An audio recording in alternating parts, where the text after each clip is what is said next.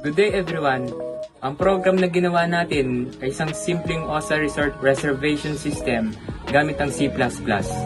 Ang purpose nito ay para makapag-add at makapag-view ng reservation records ng mga customers sa resort.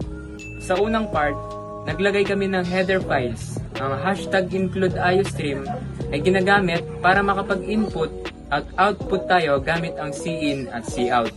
Samantalang ang hashtag include string ay para makagamit tayo ng string data type para sa names at iba pang text values.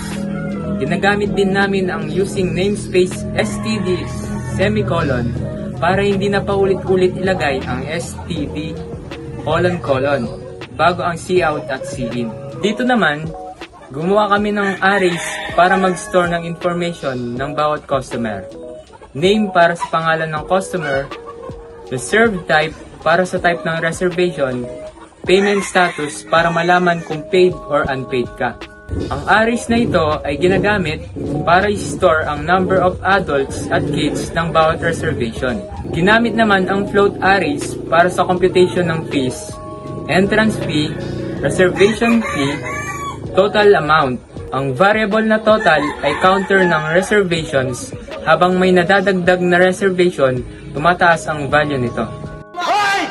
Gumawa kami ng function na add reservation, open and close parenthesis, para sa mga pagdagdag ng bagong reservation.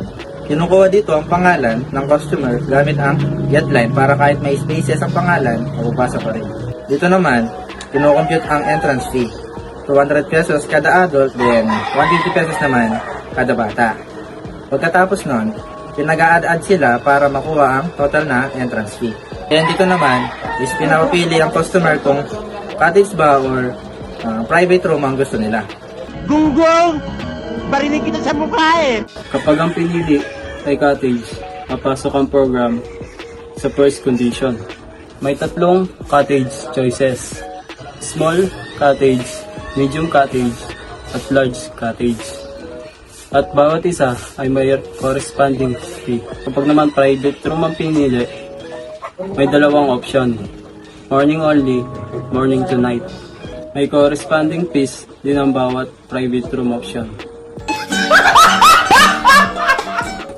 Okay, sa payment status naman tayo. So, cout, pay now, or the Y/N. Tatanungin kung magbabayad na ang customer.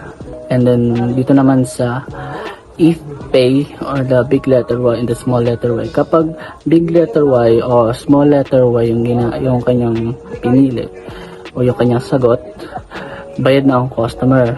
Kapag hindi, hindi pa bayad. And then sa ating adding record, or which is the total, or the total plus. Katapos ng ibang reservation, madagdagdag doon ng isang bilang ang customer, or ng customer.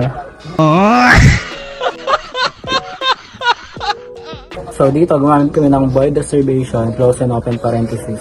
Then, ang function naman ito is ginagamit para makita lahat ng reservation records. Tapos dito sa if total is, una nito sina-check kung may reservation na ba. So, kung kapag wala pa, makikita mo dito is yung word na no reservation found. And then dun sa for int, gumagamit ng loop para ma-display lahat ng reservation isa-isa para makikita natin. So dito, int main, close and open parenthesis. So yung main, close and open parenthesis, parang function naman, para function siya, na pinaka-function talaga siya ng main menu or yung program. And then meron tayong menu option. So first, pag tinip mo yung 1, add reservation, and then 2, view reservation siya. Pag naman 3, exit. So yun yung tatlong choices ng user kung ano yung input niya. It's either 1 or 2 or 3. And then yung 1 is again is yung add reservation. Tapos yung pangalawa yung view reservation. Tapos yung 3, yun yung exit if wala ka nang ilalagay. Tapos dun sa switch choice naman, gumamit kami ng switch statement para mapili kung anong function ang gagawin. Depende sa input ng user. Then, we use do while. Gumamit kami ng do while loop para paulit-ulit lumabas yung mga menu hanggat hindi pinipili yung exit. So, sa ending naman, ito yung kabuuan ng flow ng OSA reservation system. So, dito naman ito-try natin yung code. So, 1, add reservation. 2, view reservation and exit. So, 1. Then, dito, pangalan lang. And then, dito, number of adults. 5. Number of kids. 6 or 5. Then, dito, pipiliin ko yung cottage. Number 1. Sa reservation category. 1. Then yan, pipili ka lang sa tatlong yan. Piliin ko dyan is, I think, medium. Ay, large pala. Then dito, pay now, yes or no. Dito, pwede mong gamitin yung capital or small letter. Then yes. Then dyan naman, pwede mong i-view yung reservation mo or mag-add ka pa. So sa akin, mag-add na lang ako. Mag-view na lang ako. 2. Then, ayun. Lilitaw na yung reservation mo, di ba? Tapos, ayan, pwede ka pa mag-add. Or, mag-exit ka na lang. So, ako, mag-exit na ako. 3. Yun lang. Thank you.